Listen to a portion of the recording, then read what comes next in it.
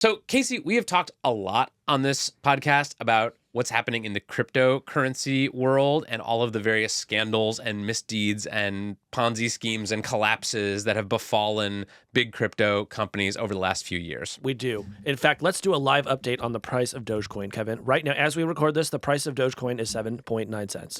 So hope that helps you as you make your investment decisions. So we spend a lot of time joking and being glib about what's going on in crypto because there have been just so many disasters over the past few years, especially.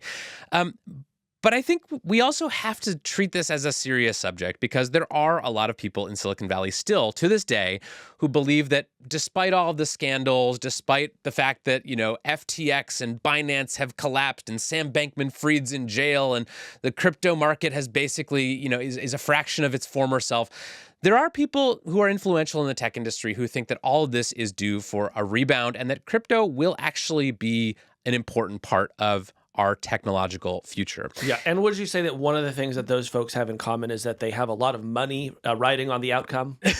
Some of them do, yes, and some of them just believe in kind of the theoretical underpinnings of crypto, the sort of idea of decentralization and taking away the intermediaries of big tech who have been controlling the experiences online of billions of people. So this week, we had an opportunity to talk to one of the sort of enduring crypto optimists in Silicon Valley. And I think he's actually someone who both you and I have respected and relied on as a source of wisdom and information for a long time. And that's Chris Dixon. Chris is a partner at Andreessen Horowitz, the venture capital firm founded by Mark Andreessen and Ben Horowitz, who has become one of the biggest investors in crypto and Web3. The information called him Andreessen Horowitz's crypto king. In addition to being an investor, Chris is also someone who's been blogging and thinking about the future of the internet for a very long time. And his firm has made investments in a bunch of leading crypto companies, including Coinbase, OpenSea, and Yuga Labs, which is the company that makes the Bored Ape Yacht Club NFT collection. And to this day, he remains optimistic that crypto is not dead, that in fact, blockchain networks, which is what he prefers to call it, are going to be an important part of the future of the internet and kind of a way for ordinary people to take back power from some of these centralized tech platforms.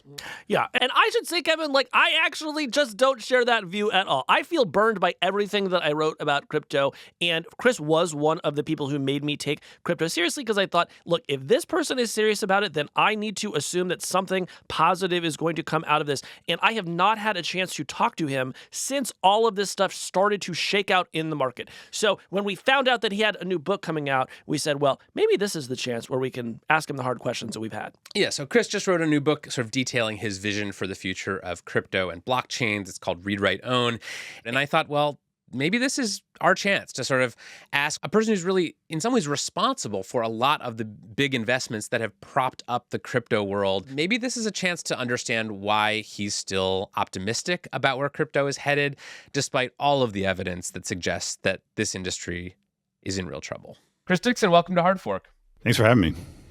So we're going to talk about your new book, Read, Write, Own. But first, I want to sort of recall or recollect a conversation that you and I had about 10 years ago. I don't know if you remember this, but we were, I'd been following. I think we were in SF or something. I remember being on a pier or something. Is that right? Yeah, Is this correct or no? Yeah, we were getting coffee. So we took a walk at the Ferry Building in San Francisco. Yeah. And did I say something that was I made a bad prediction? Well, you told me that you'd gotten really interested in crypto. And I remember this conversation because this was during the first sort of big Bitcoin boom. And, there was a lot of exuberance. People were making tons of money. And I remember you telling me, you guys in the tech media, you need to pay attention to crypto because it's a really fascinating story and it's a lot bigger than just Bitcoin. These blockchain things, they're going to be a really big deal. A lot of the smartest programmers in Silicon Valley are working on this stuff, and it's going to turn into real valuable products that will sort of revolutionize the tech industry. And I remember that conversation for me was a moment where I started to kind of look at crypto more seriously and cover it in a more serious way. And fast forward a decade, I think you were right that crypto has been a very interesting story, but I think not for the reasons that you and I would have predicted a decade ago. We've got these massive scams, exchanges collapsing, executives going to jail, billions of dollars being made and lost overnight. And meanwhile, as I kind of look around, I can't actually see any tangible examples of where blockchains have transformed much of anything. And a lot of the really smart programmers that you were talking about have left crypto and are pivoting to building AI. So my first question to you is just, what happened?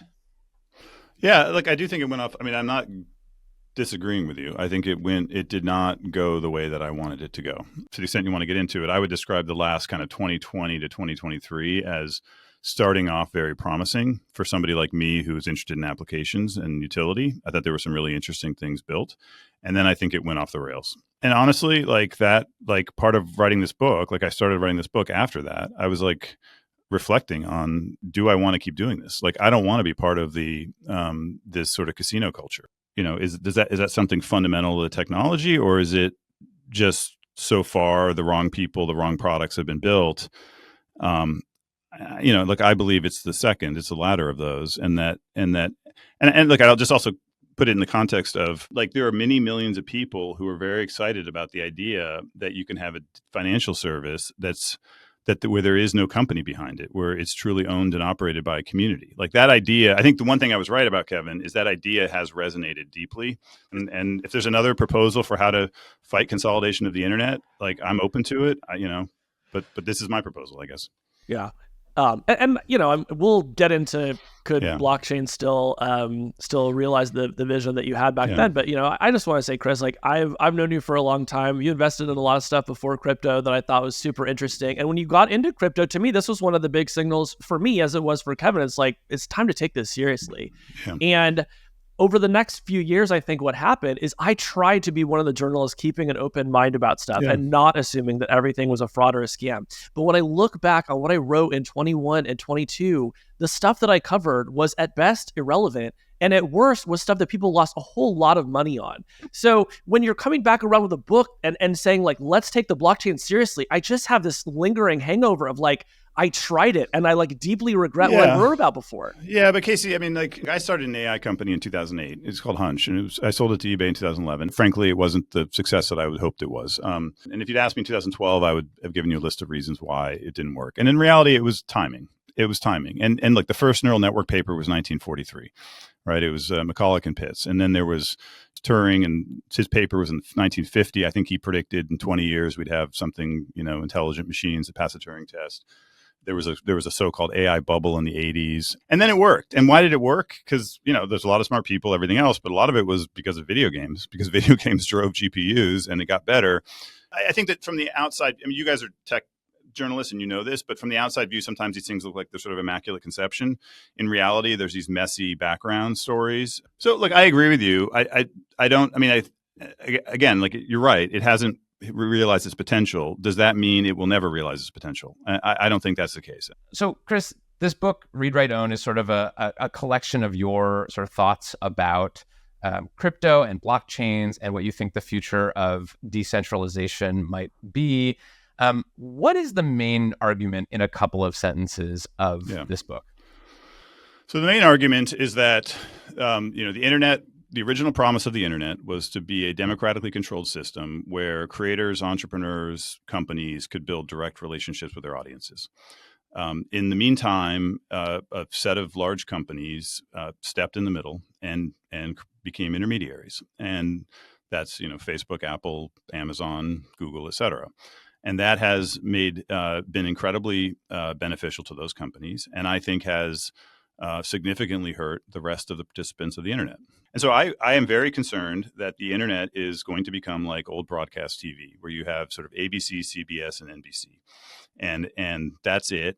And I think that is a bad outcome for creators, for entrepreneurs. By the way, for venture capitalists, we are in the business of funding startups and having a dynamic internet. And I think we're headed there. And then we have this technology come along, which I think of blockchains as the kind of core argument of the book is they're kind of, if Web 1 protocols like email are, sort of thesis, and Web 2 Web 2 systems like Facebook or antithesis. I see blockchains as sort of, synthesis. They're kind of the best of both worlds. I use the phrase the societal benefits of protocol networks, of early kind of web and email protocols, but some of the competitive advantages of the Web 2 networks. That's my argument. And so I think you could build. So for example, I think a very critical moment that led to the consolidation of the internet was the fall of RSS, was the fact that, so in 2007 or 8, for those who don't know, RSS is an open protocol, kind of like email and the web, which allows for social networking features. And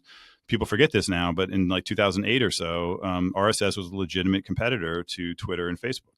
RSS is now, it's used in podcasting, it's used in kind of niche things, but it's clearly not like a dominant, it has no user base that's a fraction of the size of Twitter and Facebook and things like this. And look, the aggregate revenue of the top social networks last year was $150 billion. That money went to those companies. Had RSS won, I believe the vast majority of that money would have gone to the edges of the network. That has huge economic. So these topics of like, how do you architect these networks has profound economic consequences. It has profound cultural consequences, political consequences. Who gets to decide who has a platform? Who gets to decide with how the algorithms work? Who gets verified? Like, should it be a $8 thing? Should it be because you know a friend at Twitter? I think all of these systems. I don't think that because you happen to build a popular social network, you should get to decide how global economics, culture, and politics works, which is the system that we have today and we're heading towards, right? So the core argument is there is a new technology which is admittedly has a sullied name because of the casino and other kinds of things, but there's another side to the coin. He asked for a couple sentences, and you really took that challenge. Here's those were sentences in like the William Faulkner sense of the word. Sorry. I think maybe something that could help make this discussion a little less abstract is talking about sort of particular projects or particular companies. And I want to ask you about a company and a project in crypto that I wrote about a few years ago called Helium. This is also a company that your firm invested in. This was a company, they were making these essentially wireless routers that you could put in your house or on your roof or at your office. And these things would basically provide connectivity to devices around you. And at the same time, they would also mine a cryptocurrency token. And so the idea was kind of that you would, instead of, Comcast or whoever, like spending billions of dollars to build out a new wireless network, you could essentially incentivize ordinary people to do this by giving them some crypto in exchange for providing these routers to the network. And at the time, I thought, like, that sounds like kind of a cool idea. It's kind of an original way to bootstrap a kind of big, expensive infrastructure project. So I wrote about it and I was pretty positive about it. And then afterwards, like, it became clear that this whole thing was essentially a house of cards, that barely anyone was actually using the network.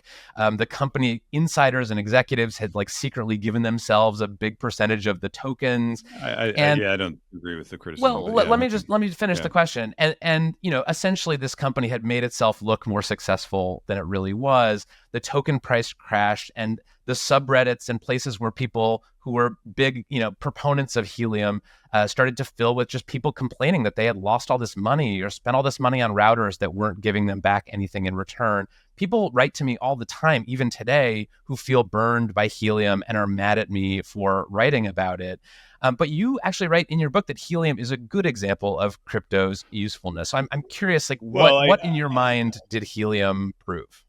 Yeah, and I think in the book I say Helium solved half of the problem. Let me explain that.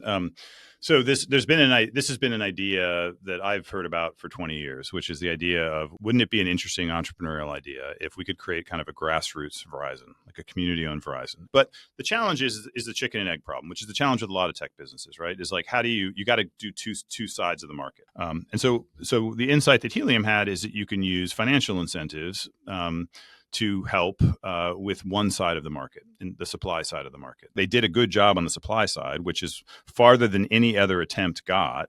They had not built out the demand side. They are building it out now, and I believe they're making progress. I'm not personally deeply involved, but from what I understand, they're making progress on the demand side. I mean, look, replacing Verizon doesn't. I mean, just idea that it was going to happen overnight.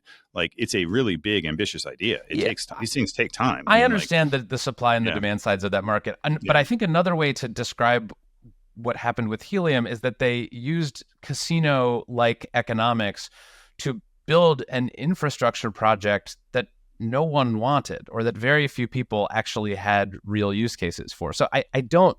Well, so they they started off with this. I forgot the name of it. It was Laura something. It was some weird LoRaWAN, of course. That's the famous which was a mistake. Which was a mistake, and they switched it to 5G. So like that was the first thing, and now you can go get it. You can go.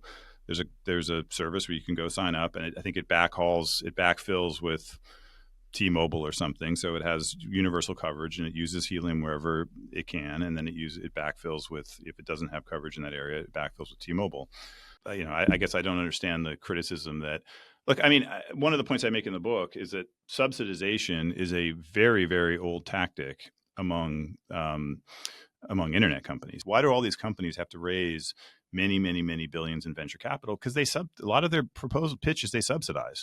I see helium as, okay, now the forces of openness have financial tools. But someone did subsidize the competing. building of the helium network. It was the people who thought that they could get rich on helium tokens and bought a bunch of these useless routers and like hooked them up to the internet. Like we can move on from helium, but I think that is a very clear example of how something that looks to people in crypto like a successful example of bootstrapping some project that wouldn't have gotten funding otherwise, or would need venture capital otherwise.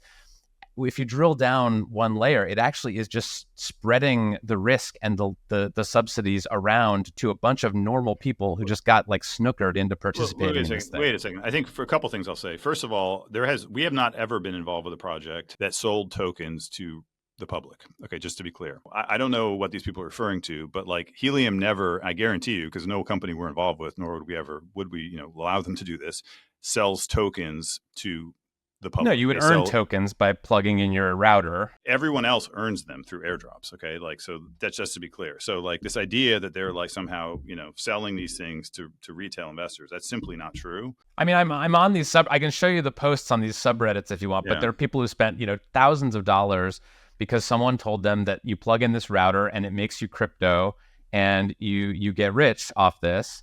And I don't think the company said that. No, but they shouldn't have said that. Right. But in an environment where you have a token that's sort of, anyway, we can move on. Well, Casey, I want to let you jump in. Yeah. Well, I mean, let's shift away from helium. But I do think that there is an idea here worth exploring, which is what happens when you financialize a network.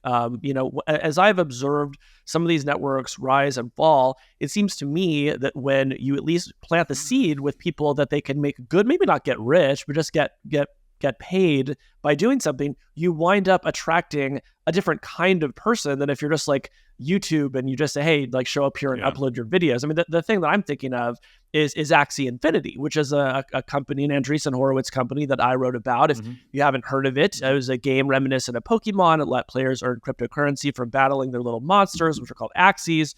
Those Axies are also NFTs. You had to buy one to play the game, or you could rent them from their owners. When I wrote about it in 2021, it was taking off in the Philippines. People were earning more than the minimum wage by playing it. I thought that's pretty interesting, and I wrote about it. But the financial nature of it essentially required that new investors would come in to prop up the price, just like you would find in a traditional Ponzi scheme. And then eventually $625 million worth of tokens were stolen and the game's whole economy collapsed. So like, I'm trying to understand, while, obviously we would wish that the hack hadn't happened and, maybe we learned some lessons about the network, but like, as far as I can understand it, like Axie is your dream of a blockchain-based future where people have skin in the game, they have a piece of the action, and it just seems like it is not doing good things.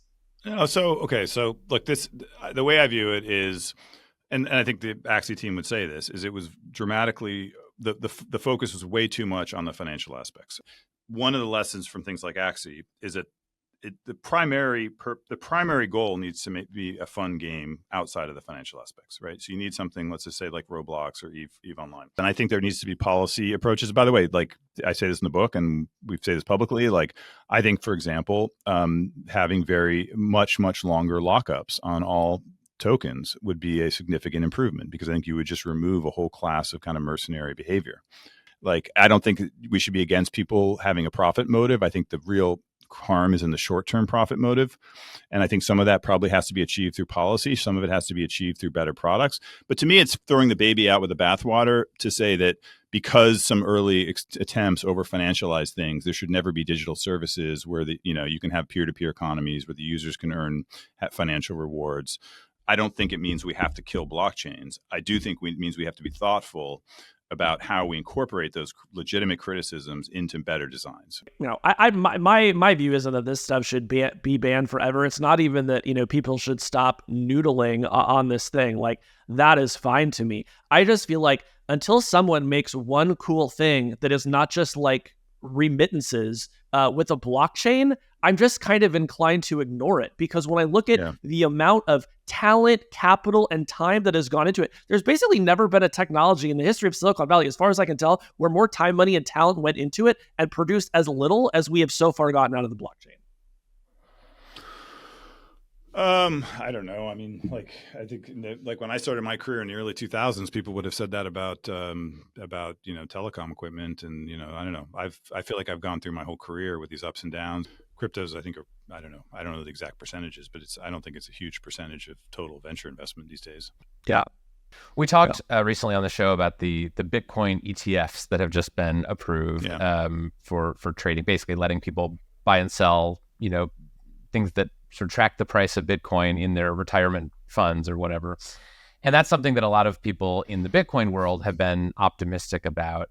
I know you're not a Bitcoin laser eyes guy, but as you look out across the crypto landscape today, like, what are the projects that make you optimistic? A lot of my career has been focused on, and a lot of what I believe in the internet for is focused on kind of creative people. The most disliked area I'm still the most excited about, which is NFTs. I think NFTs are a really powerful way for creative people, like, just take musicians as an example. Like, so, music is an area where users love music. Users love to pay for music. There's lots of talented musicians. The problem today is these intermediaries, and it's the labels, it's Spotify, it's a whole bunch of different layers of intermediaries. So we have like two companies, for example, doing music related NFTs, and it's like you get an NFT and it's a digital collectible and it's a backstage pass and it's proof that you were the first one that liked the musician, and you can go to a special event, and like there's just a whole bunch of experiments happening. I think this should be an amazing period for creative people, but I think that this is a very powerful tool, blockchains and NFTs and these things for thinking about new business models for creative people. So that's probably my personal favorite. There's interesting stuff happening in finance and stable coins and things like that. They're less my personal area of interest, but I mean, I guess I should say is I should be rooting for that idea, and I guess I am. Like, I mean, if what you just described comes to pass, then hopefully that's something I would be able to take advantage of, right? Like, I'm doing a lot of the things that you say. I do run my own business. I am a solo creator. I have been able to forge a direct relationship with an audience using email. Like, it's awesome. Like, everything that you're describing is beyond my wildest dreams. I have a community on Discord that gives me ideas and pushes back on me when I'm wrong. Like, all that stuff is amazing. I just keep coming back to the fact it's like I use it using today's internet, and I've even been able to do it with a pretty low take rate. So I'll just be curious to see like what winds up being on the blockchain that enables me to accelerate that. I'm still open to the idea. Yeah. I think making money would be one, and that's NFTs and other kinds of new interesting experiments. I assume, Casey, you're still dependent on these big social networks for distribution. Yes. Too. Like, you can't, right? I mean, email lets you deliver the thing, but how do you acquire new users? Right. Yeah. And like Discord, at some point, look, maybe they deprioritize links the way the Twitter is, and maybe, I don't know. And I think in that world, do you want people, entrepreneurs, building alternative sets of tools that might provide an outlet? That's my argument. Yeah. Right? Yeah. Chris, before we let you go, I want to just,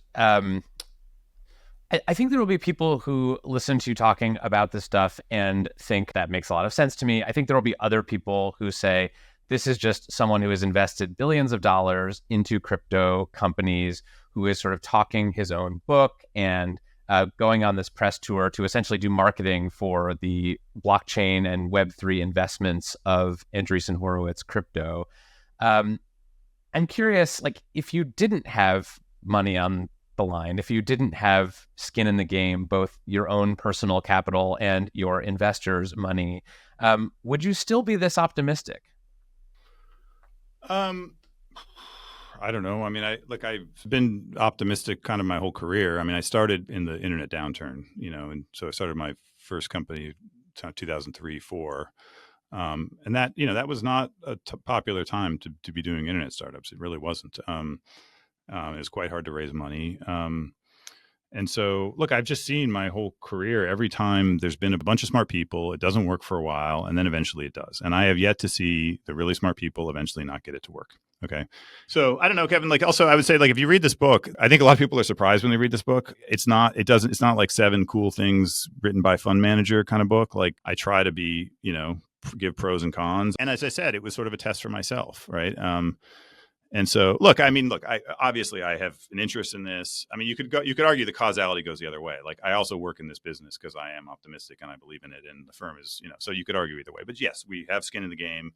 I also think we have a bigger skin in the game, which is I do think that if we don't have blockchains, I think it really, really will hurt tech startup activity. The whole venture industry is sort of based on this cyclical new companies, the daddy lion dies and the baby lion's born. And if we just have a bunch of daddy lions forever, that's not good for venture capital. So yes, I'm self-interested, but I would argue the causality goes the other way. I'm in the business because I do believe in tech. I've also, I grew up on Unix. I grew up on the web. I am a open source maximalist. I would like to see everything open source, and I see blockchain as an extension of that, right? Yes, and we do have a financial interest, of course, and so that'd be a fair criticism. But I would hope people could read the book, and and if they have a critique the book, and not sort of the the motives behind it. Yeah. Well, we'll end there. Chris Dixon, thank you for coming on. The book is Read, Write, Own: Building the Next Era of the Internet, and you've been a good sport here while we grilled you. So thanks for coming on. Fun. Thanks, Chris. There was tougher questions, but they were good. They were good, and you guys were fair. So thank you. All right. Thanks for coming, Chris. Okay. Hey. Nice to go.